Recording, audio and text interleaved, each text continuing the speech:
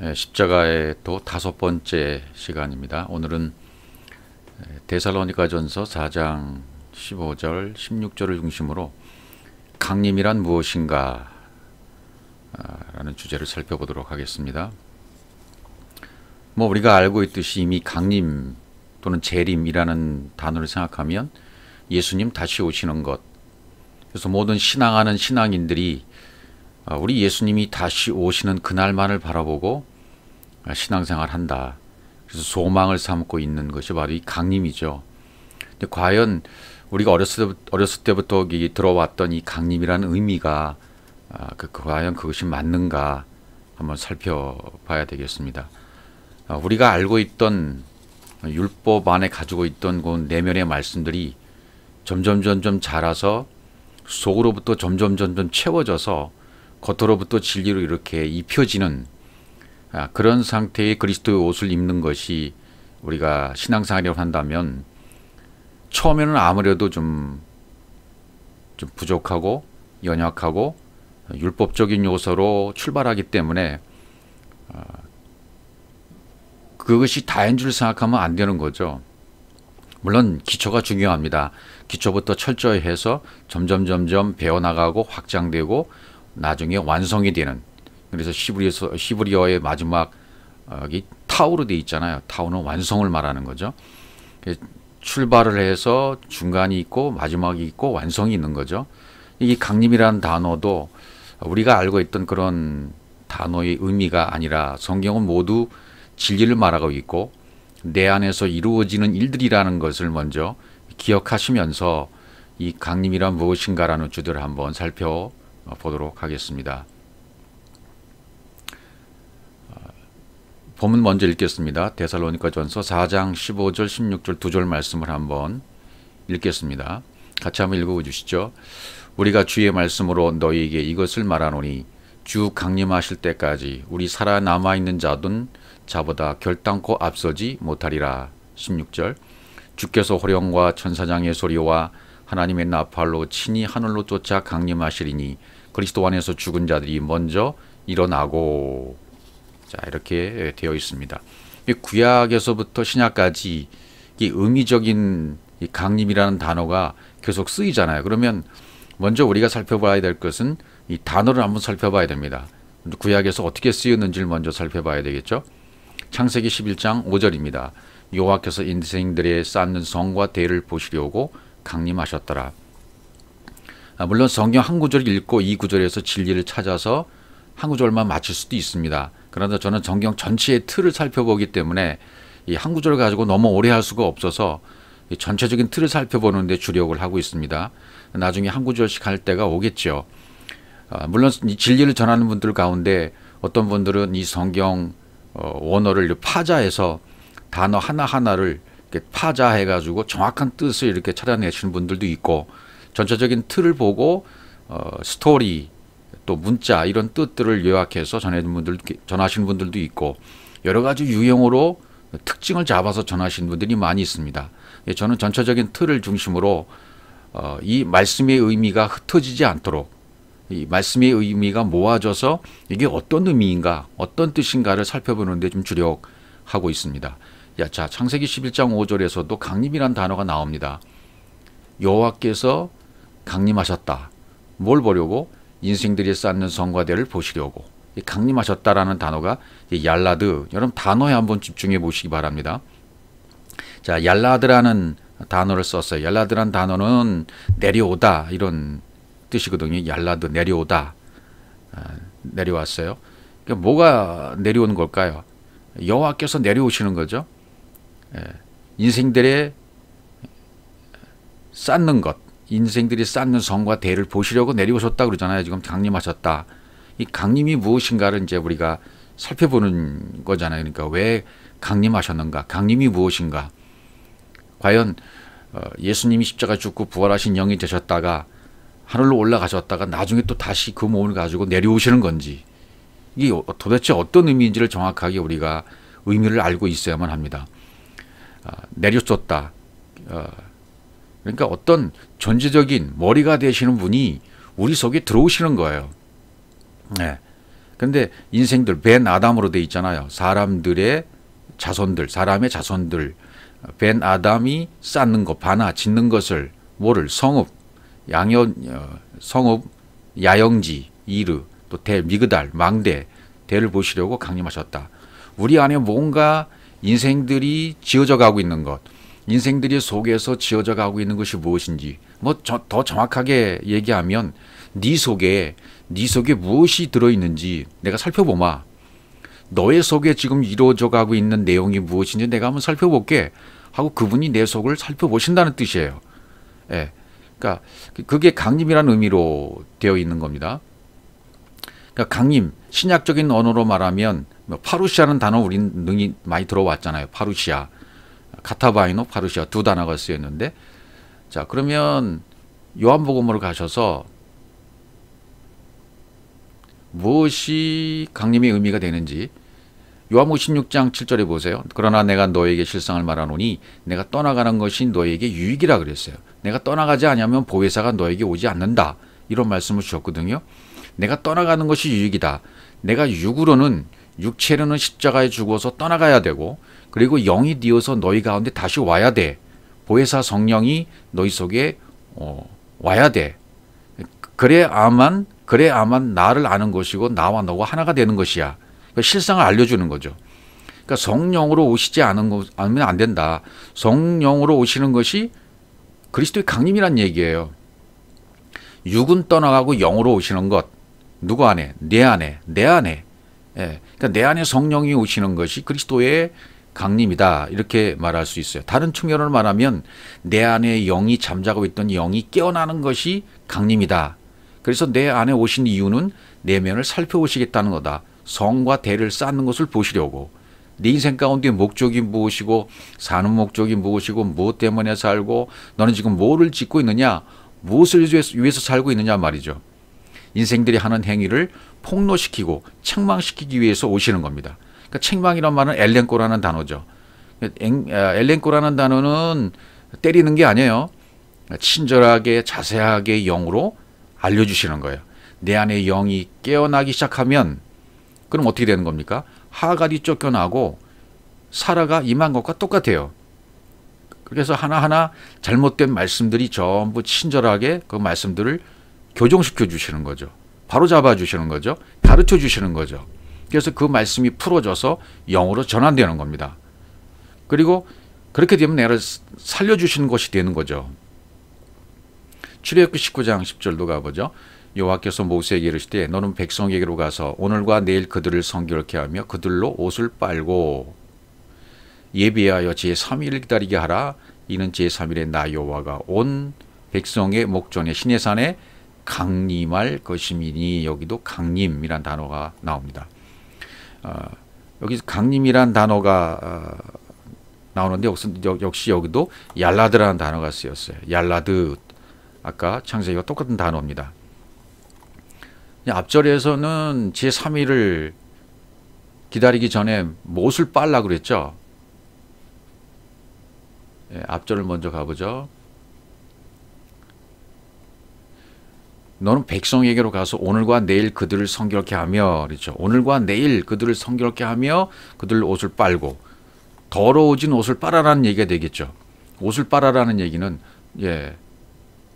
너의 더러워진 옷을 빨고, 더러워진 옷이 뭐예요? 율법에 매여 있는 옷, 문자 말씀에 매여 있는 옷, 갇혀 있는 성경 66권 문자에 갇혀 있는 네 옷을 빨아라. 또 육신의 생각에 가득 차 있는 네 육신의 생각을 완전히 빨아버려라. 그러면 거룩하게 된다. 그 얘기를 지금 하고 있는 겁니다. 그래서 광야 40년 이 말씀의 옷을 빠는 거잖아요. 말씀이 전환되는 거죠. 율법의 말씀이 진리의 말씀으로. 그래서 그리스도의 신옷이 되도록 내가 오해하고 잘못 알고 있는 말씀들이 전부 진리로 전환되는 것이 광야 생활입니다. 그래서 신옷이 되게 준비가 되어지면 제3일에 완성이 된다. 그런 말씀이죠. 그래서 제3일 기다리게 해라. 이는 제3일에 나 여호와가 온 백성의 목전에 시내산에 강림 것이다. 이렇게 돼 있어요. 그러니까 여기 보면 3일 기다리라 그러잖아요. 오늘과 내일. 이것은 누가복음 13장 32절에서 우리가 그동안 많이 살펴봤던 말씀이죠. 자, 헤롯에게, 여우인 헤롯에게, 아니 헤롯이 여우이지만 사실상은 우리가 여우인 것이죠. 우리 자신들이. 예. 우리 안에 있는 여우를 잡아야 되잖아요. 예, 아가서에도 그런 말씀 해주시고 있죠. 저 여호에게 이르되 오늘과 내일 내가 귀신을 쫓아내며 병을 낫게 하다가 제3일에는 완전하여지리라 하라. 그러니까 오늘은 뭐예요? 오늘은 귀신을 쫓아내는 거죠. 오늘은 귀신을 쫓아내는 날이에요. 복음이 들려오면 먼저 귀신을 쫓아냅니다. 내 안에 잘못 들어있던 육신의 생각, 내 안에 잘못된 율법, 이게 전부 귀신이잖아요. 그러면 내일은 병을 고치고 말씀을 오해한 부분, 내 생각대로 해석했던 부분, 이런 모든 부분들이 이제 병을 낫는 거예요. 내일. 그 다음에 제3일은 완전해지는 거죠. 예, 이것을 얘기해 주고 있어요. 그래서 제3일을 예배하라고 얘기하는 것입니다. 제3일을 예배하라. 그 다음에 출애굽기 19장에 가보시면 출애굽기 19장 18절 시내산의 연기가 자욱하니 여호와께서 불 가운데 거기 강림하심이라. 그 연기가 옹기정 연기같이 떠오르고 온 산이 크게 진동하며. 그러니까 시내산 앞에 나왔지만 시내산은 이건 말씀의 산이죠. 내 안에 있는 시내산을 얘기해요. 내 안에 있는 시내산, 말씀의 산입니다. 강림, 그리스도의 강림을 이 구약식으로 표현한 거죠. yarlad가. 그러니까 내 내면에서 3일의 완성이 이루어지면 어떻게 됩니까? 그리스도의 믿음이 생기죠. 그리스도의 영이 되어지죠. 그리스도가 되어지죠. 드러난 거예요. 이것이 강림이죠. 이 강림은 안에 감추었던 비밀이 드러난 겁니다. 밭에 감추었던 보화가 발견된 겁니다. 그리스도가 발견된 겁니다. 그리스도로 발견된 것입니다. 상징과 비유가 풀어졌습니다. 수수께끼가 풀려졌습니다. 그래서 영과 진료로 믿어졌어요. 내가 영이고 그리스도로서 깨어났다는 것이 믿어져요. 그러면 내 안에 강림이 이루어진 거예요. 강림이 됐다 그 말이죠. 자, 출애굽기 19장 아까 이 구절을 살펴봐야죠. 신에서 연기가 자욱했다. 여기서 강림이란 단어, 여기도 역시 불 가운데 강림했다. 그렇게 되어지죠. 그러니까 성령으로 태우니 여기 불이 나오니까 불 가운데 강림하셨다. 그러니까 성령으로 다 태워지는 현상이 나타나서 내 안에서 불 가운데 강림하셔서 원래의 나로 회복되어지는 거죠. 예, 원래의 나로 회복되어지는 것을 얘기하고 있어요. 그러니까 여기서도 물론 이제 단어는 yarlad란 단어로 다 써져 있고요. 회복된다는 얘기는 뭡니까? 내 안에 있는 모든 태워질 요소들이 다 태워지면 원래대로 내가 되돌아가는 거죠. 그리스도와 하나였고 내가 영이었었는데 그 상태로 그 의식으로 다시 돌아가는 것을 얘기해요. 이렇게 내 영이 깨어나서 본질로 돌아온 것을 강림이라고 그러죠. 회복이란 단어는 사도행전 1장에서 쓰여지죠. 사도행전 1장 6절 저희가 모였을 때 예수께 묻자 가로되 주께서 이스라엘 나라를 회복하심이 이때니까 라고 말하죠.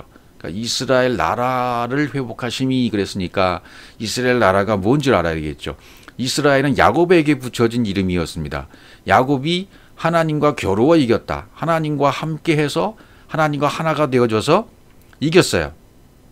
예, 그래서 회복되었어요. 그러니까 이스라엘 이름을 잃었죠. 네가 나와 겨루 이겼다. 그래서 이스라엘 이란 이름이 주어지잖아요. 그러니까 이스라엘 나라가 뜻하는 것은 뭐죠? 그러니까 하나님 나라를 뜻해요.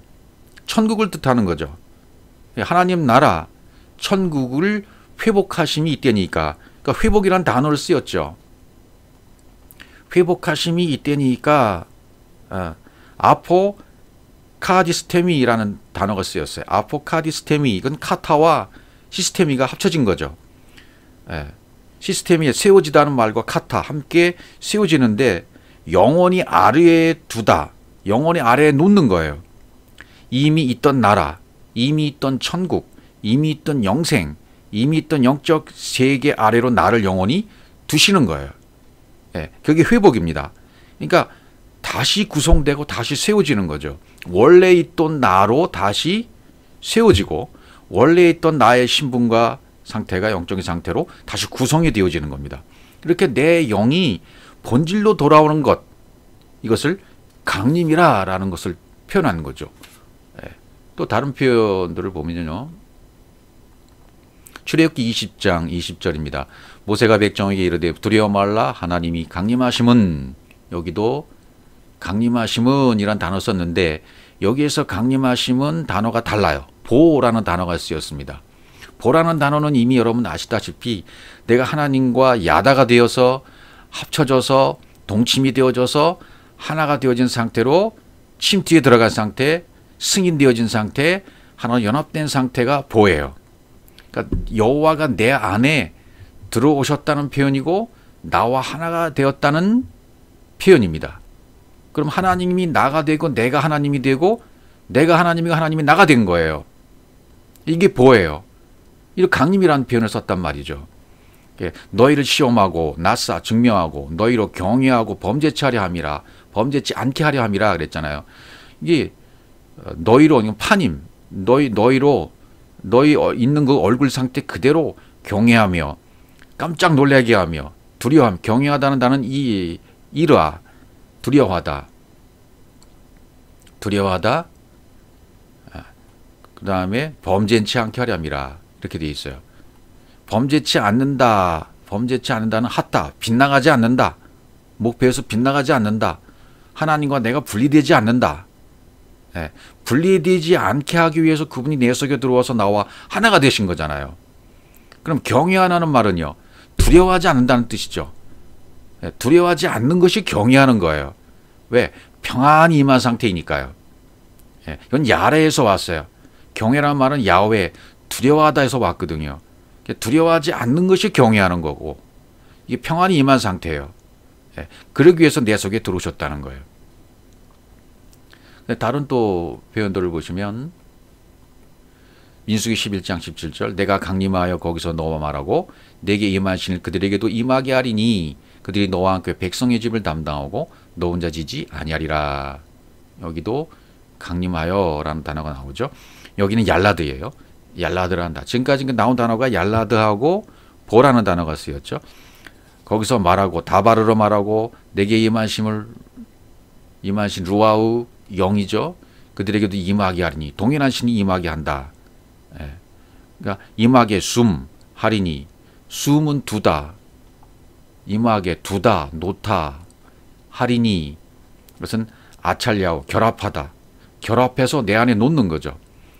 영을 그분이 나에게 말씀하시면 나에게도 그 영이 임하고, 그리고 옆에 있는 형제들에게도 아직 이 영이 임하지 않는 자들에게도 결합해서 그들에게도 놓게 해주는 거죠. 복음이 전해지면, 진리가 전해지면 그렇게 된다는 거예요. 여기도 얄라드. 사사기 6장 34절 여호와의 신이 기드온에게 강림하시니, 기드온에게 강림하셨다. 여기는 단어가 달라요. 라바시라는 단어가 쓰였습니다. 라바시라는 단어는 무슨 뜻이냐면 둘러싸다, 옷을 입다, 그런 뜻이거든요. 라바시가. 그러니까 루아, 영이 둘러싸고 영의 옷으로 무장된 상태, 그 상태를 말해요. 강림이란 것이. 그러니까 여호와의 신이, 루아우가 기드온에게 임했다는 건 뭡니까? 여호와의 영이 기드온 속에서 똑같은 영으로 하나가 되었다. 그 똑같은 영이 둘러싸여져서 똑같은 영으로 옷을 입었다. 무장이 되었다. 그래서 나팔을 부는 거죠. 기드온이 나팔을 불게 되어져요. 쇼파르. 그건 샤파르에서 나왔어요. 반짝반짝 빛나다. 나팔이라는 단어는 반짝반짝 빛나다라는 단어에서 왔거든요. 반짝반짝 빛나는 게 뭐겠습니까? 그리스도의 복음이죠.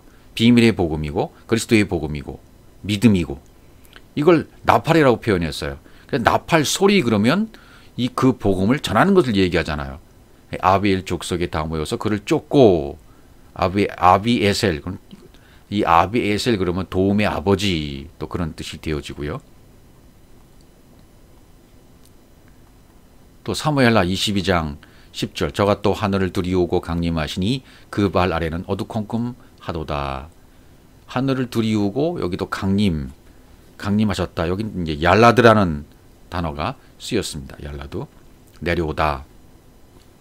그분이 하늘을 두리우고는 뻗다, 펼치다. 샤마임, 물이 있는 그곳, 진리가 있는 것이 하늘이잖아요. 그러니까 우리가 하늘들이 되어지는 거죠. 하늘들 안에 계신 아버지요. 이렇게 공부를 해봤었죠. 아버지 안에 우리가 있는 겁니다. 하늘들 안에 진리가 된 자들 안에 그분이 계셔요. 아버지가 계셔요. 그래서 주님의 기도가 그렇게 시작되는 거죠. 하늘, 하샤마임, 진리가 있는 그것이 펼쳐지는 거죠. 진리가 내 안에서 펼쳐져요. 그분이 그래서 내 안에 들어오시는 거예요. 근데 왜 그 발에가 어두컴컴할까요? 그 발 아래는 발은 복음을 말하잖아요. 복음 아래는 어두컴컴하도다. 이것은 출애굽기 20장 21절에 보면 하나님이 암흑 가운데 계신다. 암흑 가운데 계신 하나님께로 가까이 나갔다. 이 암흑이란 단어가 나와요.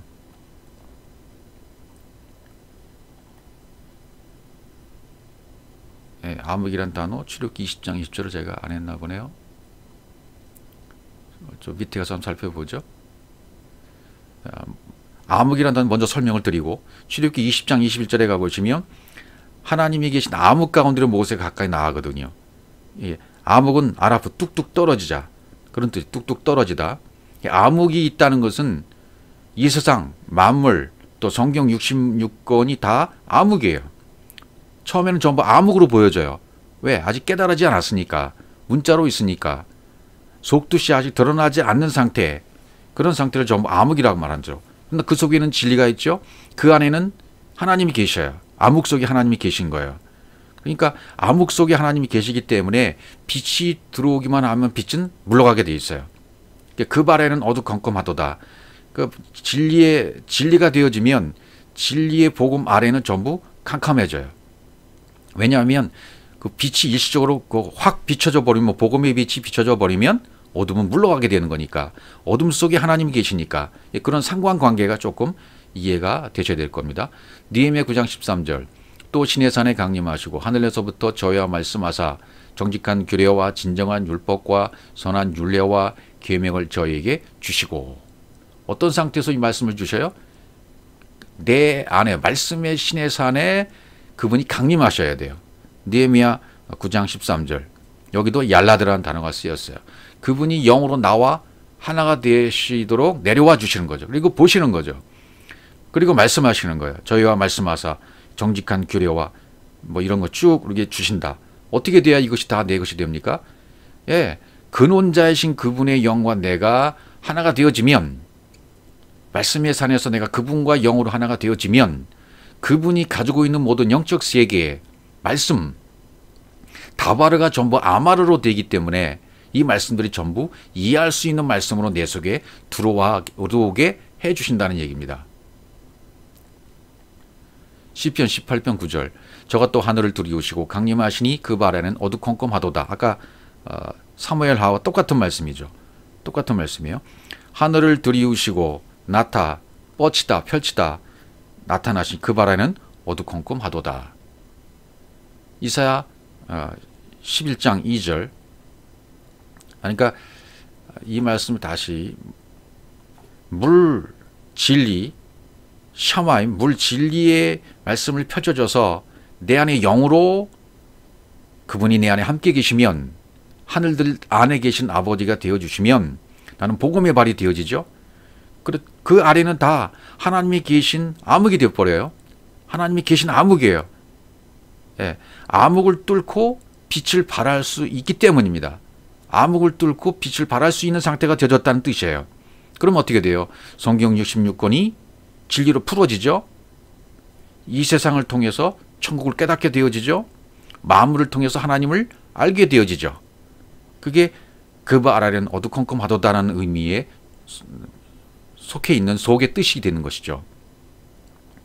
이사야 11장 2절에도 여호와이신 곧 지혜와 청명의 신이요 모략과 재능의 신이요 지식과 여호와를 경외하는 신이 그 위에 강림하시리니 이사야 11장 2절에 말하는 강림 이 강림은 누아흐라고 루아우는 영이고 니은자 누아흐라고 되어 있어요.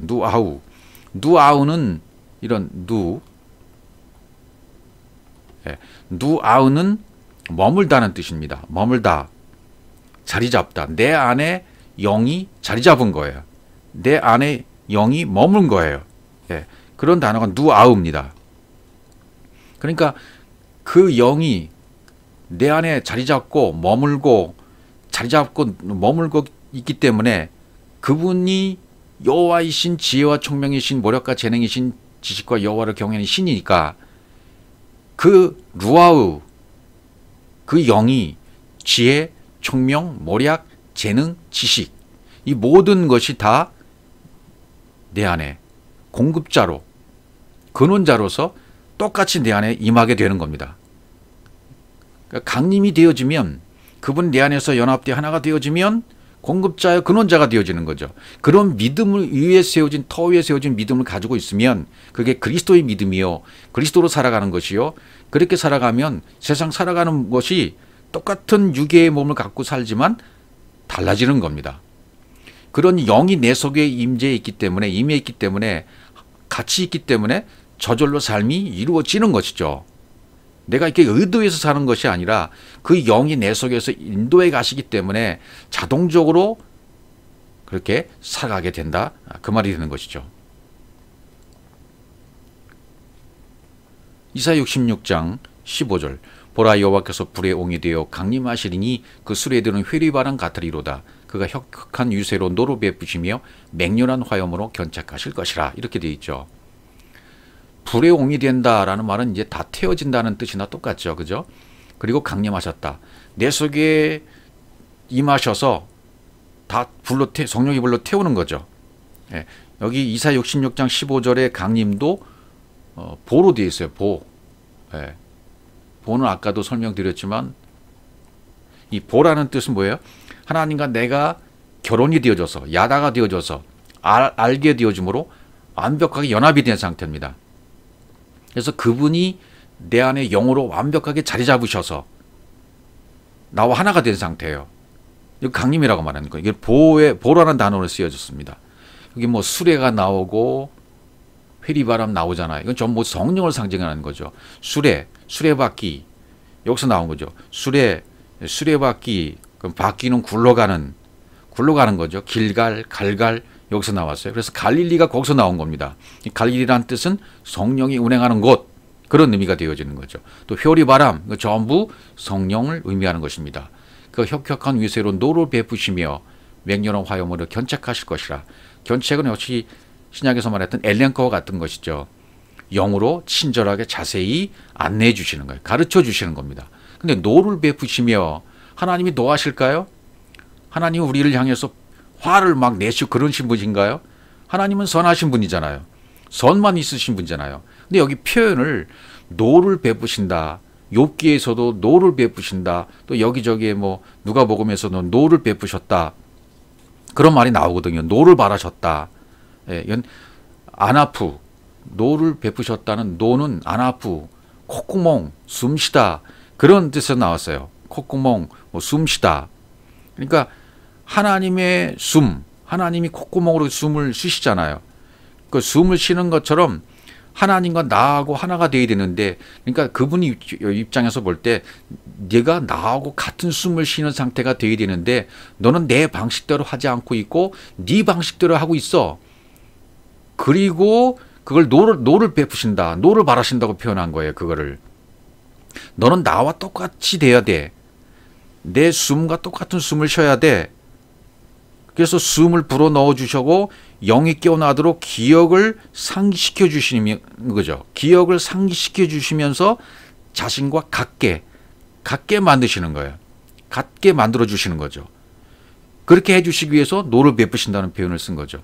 그러니까 하나님이 가르쳐 주신 방식대로 구원이 이루어져야 되고, 하나님이 가르쳐 주신 뜻대로 내가 지어져 가야 되는데, 지 뜻대로, 지 마음대로, 내 마음대로 이것을 이뤄간다고 생각하니까 세상 것을 바라보고, 뭐 세상의 기적을 바라보고, 표적을 바라보고, 요나의 표적을만 바라봐야 되는데 요나의 표적이 아닌 사람 방식대로의 어떤 다른 것을 쫓아할 때 그것을 노를 바라셨다, 이렇게 표현하는 거죠. 그분과 하나가 되어야 되는데 하나가 안 된 상태예요. 같은 숨을 쉬어야 되는데 못 쉬고 있으니까 너 제발 나와 같은 숨을 쉬자라고 그분의 방식대로 가르쳐 주시는 것, 그게 노를 베푸시는 거죠. 이게 표현상 그렇다는 얘기예요. 우리도 나와 뜻이 안 맞은 사람한테 막 화를 내잖아요. 그런 거 생각해 보시면 그분이 노를 바라신다는 표현은 좋은 거예요. 나를 가르쳐 주시는 겁니다. 같이 숨을 쉬자는 거예요. 너 내 방식으로 안 할래? 이런 뉘앙스죠. 너 내 방식대로 쫓아 안 올래? 너 내 방식대로 가야지. 이렇게 말씀하시는 거죠. 미가서 1장 3절 여호와께서 그 처소에서 나오시고 강림하사, 여기도 강림하사 땅의 높은 곳을 밟으실 것이라. 강림하사, 여기는 또 얄라드라는 단어가 쓰였어요. 여기까지 이제 미가서까지 보면 강림이란 구약의 단어가 네 가지 나왔어요. 얄라드, 보, 라바시, 누아흐, 이 네 가지 단어가 나왔습니다. 근데 그 네 가지 단어는 의미가 다 같죠. 예. 그분이 내 속에 들어와 하나가 되어져서 자리를 잡으시는 거예요. 잡으시는 거죠. 예. 그것을 이제 강림이라 구약적인 단어로 말하면 그렇게 말씀드릴 수가 있겠습니다.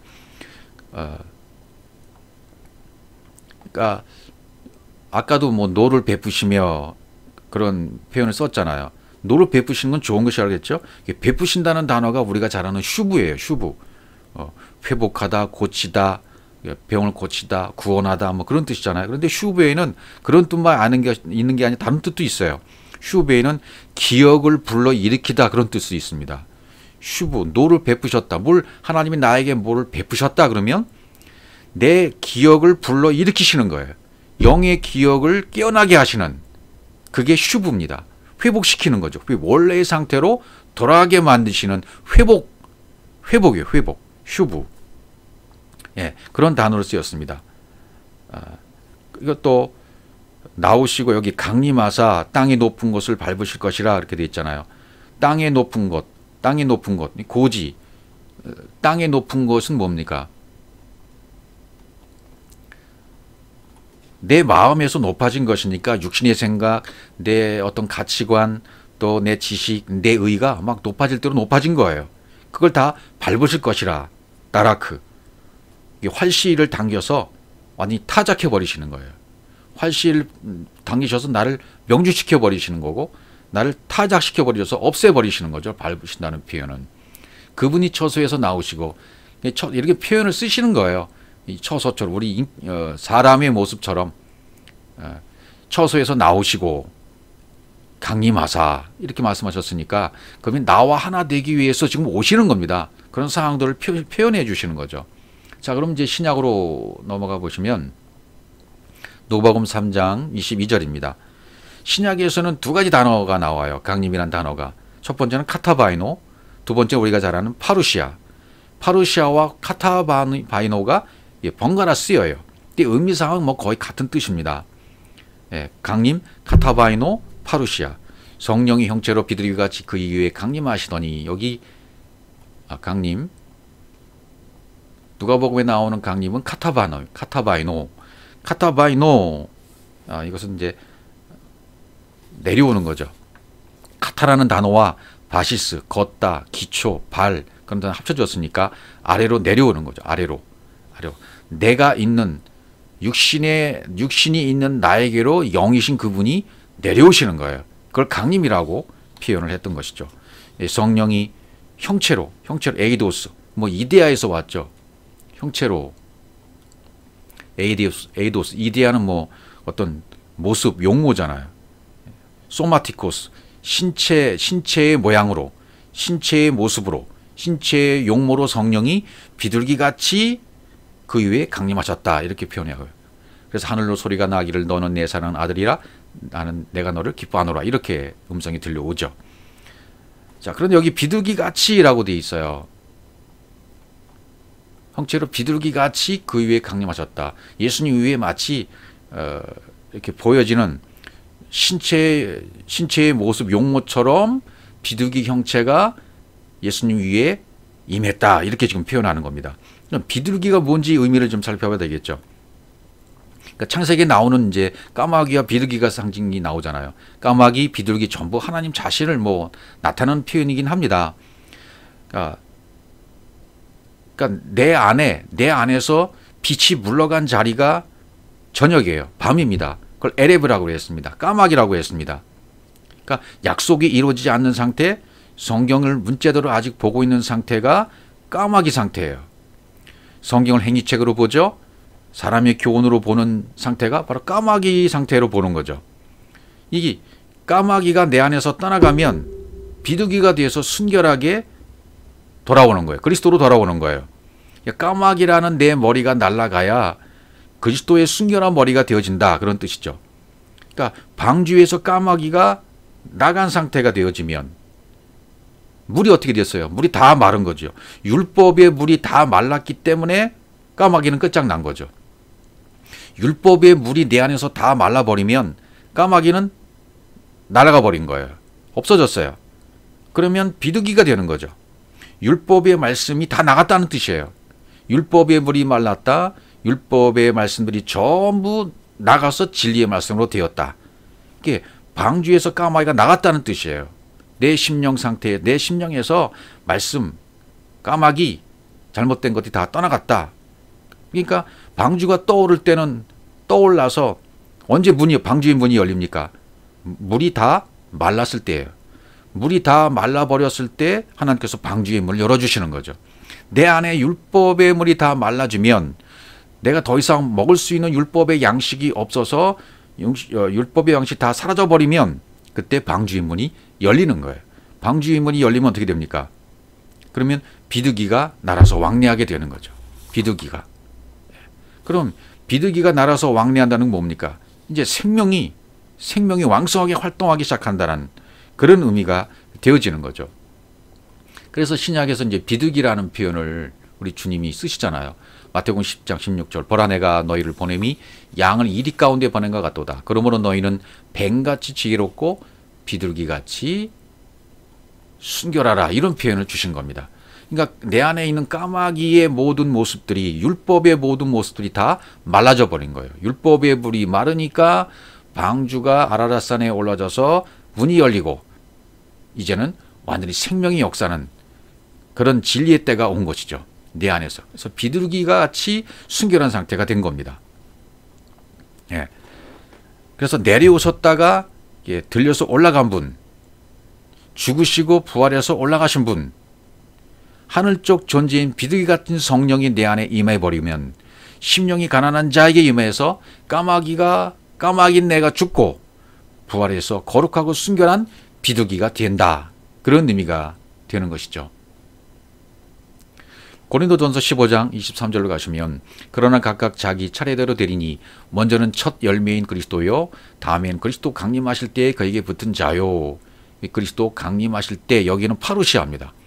파루시아라는 단어가 쓰였어요. 파라라는 단어와 에임이 내 존재가 주님 가까이에 되어진 거예요. 존재가 되어진 거예요. 네, 이게 파루시아라는 뜻입니다. 그러니까 파레임이란 단어에서 유래가 되는데 가까이 하다, 재산이 되었다. 하나님이 내 재산이 된 거예요. 하나님이 내 소유가 되인 겁니다. 하나님 가까이의 존재가 내가 되어진 상태, 이것을 강림, 파루시아라는 단어로 쓰여진 거죠. 첫 열매인 그리스도, 첫 열매가 그리스도 맞습니다. 그런데 이렇게 강림이 되어지면 그분과 영이 내가 하나로 되어지면 내가 누구예요? 내가 믿음이 되어지고 내 이름이 믿음이고 내 이름이 그리스도가 되고 내가 그리스도가 된 상태예요. 그러면 나도 역시 첫 열매가 되는 거예요. 똑같이. 첫 번째 순서적으로는 이렇게 되는 거죠. 그에게 붙은 자가 되는 거죠. 첫 열매인 그리스도가 되시고 그리스도 강림하시면 내 안에 강림하시면 강림하신 사람마다 그리스도에게 붙은 자가 되면 그리스도와 하나가 되는 겁니다. 결국은 그렇게 되는 거죠. 자, 데살로니가전서 2장 19절 우리의 소망이나 기쁨이나 자랑이 멸류관이 무엇이냐 그의 강림하실 때 우리 주 예수 앞에 너희가 아니냐. 여기도 강림 파르시아만 단어만 살펴봅니다. 또 다음 구절도 보시면 3장 13절 너희 마음을 굳게 하시고 우리 주 예수께서 그의 모든 성도와 함께 강림하실 때에 하나님 우리 아버지 앞에서 거룩함에 흠이 없게 하시길 원하노라. 이런 구절들이 있으니까 우리 주님 봐라. 강림이 재림이 이렇게 되지 않느냐. 우리 주 예수께서 모든 성도와 함께 강림하시는 거 아니냐. 성도와 함께 짠하고 구름 속에 그분이 임하셔서 다 한순간에 보이게 임하시는 장면들이 이런 장면이 아니냐. 이런 말씀들을 오해하고 있는 거죠. 여기도 강림이 파루시아로 돼 있어요. 모든 성도와 함께, 여기 성도라는 말이 뭡니까? 성도, 하기온, 남성 소유격 복수예요. 이걸 기억하셔야 돼요. 남성 소유격 복수니까 성도는 씨가 있는 자, 씨를 소유한 자들이 여러 명이 있는 거죠. 씨를 소유한 그리스도와 똑같이 된 자들이 같이 있는 거예요. 그들과 함께 하나 된 영인 그리스도께서 내 안에 영으로 들어오셨다, 그런 뜻이에요. 하나가 된 거룩한 씨 있는 자들과 함께, 하나 된 성도들과 함께, 하나 된 그리스도와 함께, 그리스도로 하나 된 자들이 그리스도의 씨가 있는 아버지와 같이 된 씨 있는 남자가 된 사람들과 함께, 그러니까 같은 영으로, 하나의 영으로 그리스도께서 내 안에 들어와 파루시아가 되었다, 강림이 되었다. 그러면 나도 거룩하고 흠이 없게 된다는 그런 의미가 되는 거죠. 성도들이 여러 명이, 우리 사람들의 뭐 숫자를 헤아리는 것처럼 한 사람, 두 사람, 100명, 200명, 수천 명 믿는 사람들이 다 이렇게 모여져서 그분과 함께 짠하고 나타나는 그런 장면이 아니란 말이죠. 똑같은 하나 된 영으로, 같은 영으로, 근원이 같은 영으로, 다른 영이 아니라 근원이 같은 영으로 하나 된 그리스도로 내 안에 오신 거예요. 그래서 나도 역시 거룩하고 흠이 없게 하시길 원한다고 말하잖아요. 그렇게 된 겁니다. 5장 23절 데살로니가전서, 평강의 하나님이 친히 너희로 온전히 거룩하게 하시고 또 너희 온 영과 혼과 몸이 우리 주 예수 그리스도의 강림하실 때에 보존되길 원하노라. 이렇게 돼 있어요. 여기서도 여긴 파루시아라는 강림이 파루시아가 되었습니다. 흠없게 보존되기를, 흠없게 지켜지기를, 테레오라는 단어, 지키다라는 테레오가 쓰여졌어요. 내 안에 똑같은 영으로 강림하시게 되면 영과 혼과 호푸니마, 호푸시케, 호소마, 이게 전부 흠없게, 아멘 투포스, 흠없게, 아멘 푸토스란 단어는 책망할 것이 없는, 결벽하게 지켜지게 된다는 말이죠. 왜냐하면 똑같은 영이 되었기 때문에 보존이 안 될 수가 없는 겁니다. 내가 그렇게 보존하는 게 아니에요. 사람 측면에서 보존하고 지켜지는 게 아닙니다. 하나님이신 영이신 그분이 내 안에 오셔서 나와 하나가 됨으로 자연스럽게 영이 그렇게 지켜주는 거죠. 영이 된 그리스도가 같은 영이 된 나와 함께 똑같이 된 상태가 된다. 그것이 보존된다, 지켜지게 된다. 뭐가? 온 영과 혼과 몸이, 푸니마, 푸치케, 소마, 이게 전부 지켜지게 된단 말이죠. 온전하게. 온전하게 됐다는 것은 완성됐다는 것이죠. 내 안에서 에트, 처음과 나중, 시작과 끝, 처음으로 시작해서 나중까지 완벽하게 다 내 내면에서 이루어져서 인격적으로 그분과 똑같이 된 내가 되어짐으로 말미암아 그리스도가 되어서 타우, 완성이 되었다. 완성이 되었다. 이게 흠없는 상태고 온전한 상태예요. 온전히 되었다는 말이 그런 말입니다. 온전히 되었다. 살후 2장 1절, 형제들아 우리가 너에게 구하는 것은 우리 주 예수 그리스도의 강림하심과 우리가 그 앞에 모임에 관하여, 여기도 그리스도의 강림, 그리스도의 강림이라고 되어 있죠. 여기도 파루시아라는 단어가 쓰였고요. 야고보서 5장 7절 8절, 그러므로 형제들아 주의 강림하시기까지, 여기 야고보서의 강림, 여기도 역시 파루시아입니다. 파루시아가 쓰였어요. 길이 참으라, 보라 농부가 땅에서 나는 귀한 열매를 바라고 길이 참아 이른 비와 늦은 비를 기다리시나니 농부이신 아버지가 농사를 짓는 것입니다. 내 안에서. 그러니까 그 농부이신 아버지 영이 내 안에 들어와서 강림이 되기까지 너는 길이 참으라. 인내하라. 진리의 말씀 따라 에트에서 타오까지, 알렙에서 타오까지, 시작에서 끝까지, 완성되기까지, 온전하게 될 때까지 참으라는 뜻이죠. 인내하라는 뜻이죠. 진리의 말씀이 계속 들어오면 결국은 타오 완성이 되어집니다. 귀한 열매를 바라고 길이 참아 이른 비와 늦은 비, 예수와 그리스도, 처음과 나중, 율법과 진리, 이른 비와 늦은 비. 물론 이 땅에 있는 이른 비, 늦은 비, 계절에 맞게 오는 비 굉장히 중요하잖아요. 그런 것을 통해서 이렇게 성경을 설명하신 거예요.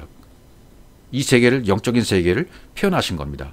예수와 그리스도로, 내 안에도 예수가 먼저 오셔서 육체인 예수가 십자가에 죽고 없어져야 영이신 그리스도가 된다는 이른 비와 늦은 비로 설명을 해 주신 거죠.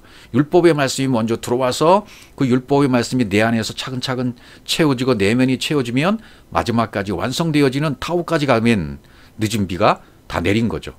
그럼 열매가 맺혀진 것이고 온전케 되어진 것이고 그분과 똑같이 된 상태로 보존이 되고 유지가 되는 거죠. 지켜지게 되는 것이죠. 8절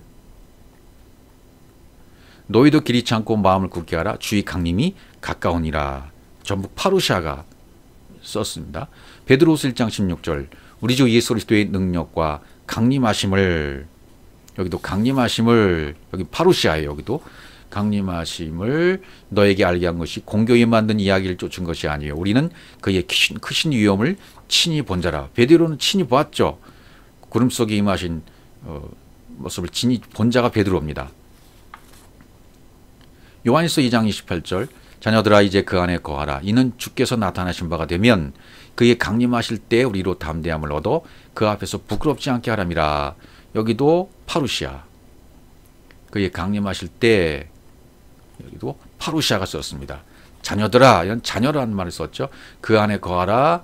주께서 나타나신 바가 되면 그의 강림하실 때 우리도 담대함을 얻어 부끄럽지 않게 하람이라. 이렇게 된다는 거죠. 결국은 파루시아가 되면, 강림이 되어지면, 강림하실 때 주께서 나타나신 바가 되면 같은 동의어입니다. 나타나신 바가 되는 것이 강림하시는 거예요. 그렇게 되어지면 그 안에 자녀들은 거하게 되는 것이고, 자녀들이 거하면 자녀들과 아버지와 하나가 되는 거예요. 아들과 아버지가 하나가 되어지면 그 상태로 온전히 되는 때까지, 알렙에서 베트까지, 처음에서 마지막까지 가게 되는 겁니다. 데살로니가서 4장 15절 오늘 본문 말씀 이제 돌아가는 겁니다. 이제 시작이 되는 겁니다. 우리가 주의 말씀으로 너에게 이것을 말하노니 주 강림하실 때까지 우리가 살아남아 있는 자는 자보다 결단코 앞서지 못하리라. 이런 15절 말씀입니다. 여기 앞에 파루시아예요. 이것을 말하면 주 강림하실 때까지, 앞에 주자가 있고 강림이란 뜻이 있죠. 그리스도 강림, 주 강림 다 똑같은 말씀이죠. 파루시아가 쓰였어요. 파루시아, 임재, 임하심, 존재로 하나가 된 상태로 같이 있는 거죠. 그러니까 캄캄할 때는 진리가 들어올 때예요. 왜? 캄캄함 속에 빛이 있고 하나님이 캄캄함 속에 계시니까. 그렇기 때문에 캄캄할 때는 진리가 막 들어올 때예요. 예. 어두컴컴하도다라는 편에서 아까 살펴봤잖아요. 암흑 가운데 계신 하나님. 예. 암흑 가운데. 복음을 듣지 못했을 때는 내가 어느 상태인지 모르잖아요. 캄캄한지 밝은지 도대체 알 수 없는 상태예요. 복음의 빛이 들어오기 시작하니까, 그리스도의 진리, 복음의 말씀이 들어오니까 차츰차츰 이제 어둠이 물러가고, 까마귀는 물러가고, 비둘기가 감람새 잎새를 물고 내 안에서 역사하는 거죠. 진리의 눈이 점점 쪄지니까 어느덧 진리의 말까지 내 입에서 나오는 상태까지 되어지는 것입니다. 여기 사라는 말은 자오, 생기 있는, 그분의 생기가 내 속에 들어와서 같이 숨쉬고 사는 상태죠. 남아있는 자도, 페릴레이포, 살아남다, 잔류하다, 남아있는 자도, 구원받기 위해서 남아있는 자도 자는 자보다 결단코 앞서지 못하로라. 후호 단어 결단코 앞서지 못한다. 이건 순서적으로 지금 말씀하고 계시는 거예요. 죽음이 먼저야. 죽음이 먼저고 그 다음에 살아나는 것을 말씀하시는 거죠. 살아나는 것은 그 다음이야. 순서를 가르쳐주고 계셔요. 내가 율법 아래서 죽는 것이 먼저이고 그것을 깨닫게 되어지면 아 내가 죽었구나라고 깨닫게 되어지면 진리로 살아난 거예요. 이 순서를 지금 얘기해 주고 있는 것입니다. 그 다음 16절 넘어가시면 주께서 호령과 천사장의 소리와 하나님의 나팔로 친히 하늘로 쫓아 강림하시리니 그리스도 안에서 죽은 자들이 먼저 일어나고 라고 되어 있어요. 호령, 주께서 호령과 천사장의 소리와 하나님의 나팔로 하늘로 쫓아 강림하신다. 이렇게 되어 있어요. 여기 강림은 아까 15절에서는 파루샤라고 되어 있었죠. 근데 여기 16절에서는 카타바이노가 쓰였어요. 네, 카타바이노 단어 앞에 파루샤 뒤엔 카타바이노 다른 단어가 쓰였습니다. 그러나 의미는 같습니다. 자, 호령과 천사장의 소리. 호령은 뭐죠? 켈류마. 호령은 켈류마라는 단어가 되어 있는데요. 이 켈류마는 막 이렇게 외친다. 큰 소리로 외치는 것을 얘기해요. 명료하고 외친다. 그러니까 큰 소리, 장자의 소리는 뭡니까? 율법이죠. 그 다음에 천사장의 소리. 천사장의 소리는 뭘까요? 예, 그것은 그리스도를 말하고 있죠. 천사장 그러면 앙칸켈로스라고 되어 있어요. 앙칸겔로스. 이것은 아르코라는 기본어에다가 앙겔로스가 합쳐진 단어입니다. 그럼 아르코라는 단어가 무슨 뜻이냐면 아르코는 머리, 주권자 거기에다가 앙겔로스, 천사가 합쳐졌어요. 그러니까 천사는 뭐예요? 하나님의 말씀이잖아요. 그리스도의 말씀이잖아요. 그러니까 그리스도의 말씀이 하나님의 말씀이 다스린 자가 된 것이 천사장이에요. 천사가 다스린 자가 되었다. 말씀이 다스리는 자가 되었다. 그것도 흐레마의 말씀으로 깨달아지고 풀어진 말씀으로 다스린 자가 되었다. 이 천사장입니다.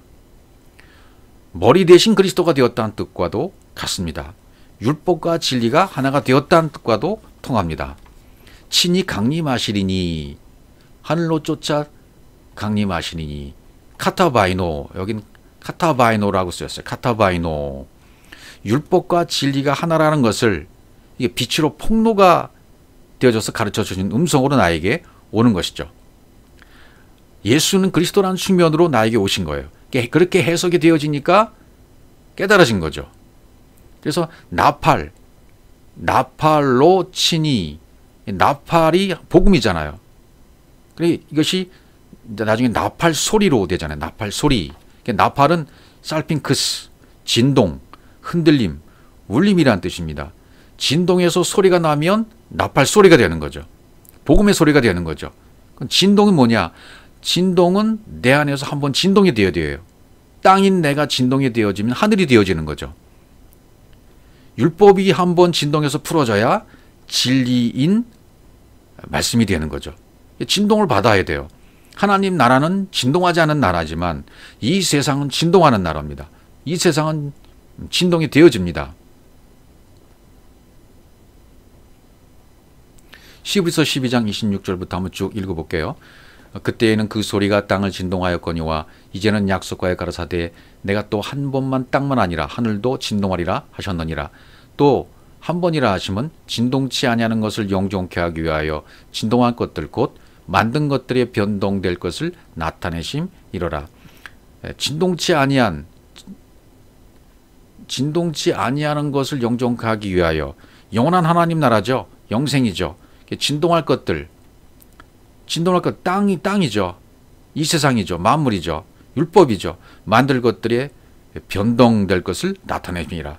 땅이 변동돼서 하늘이 될 것을 말씀하고 계시는 거죠. 그러므로 우리가 진동치 못할 나라를 받았은즉 진동치 못할 나라는 영원한 나라 하나님 나라죠.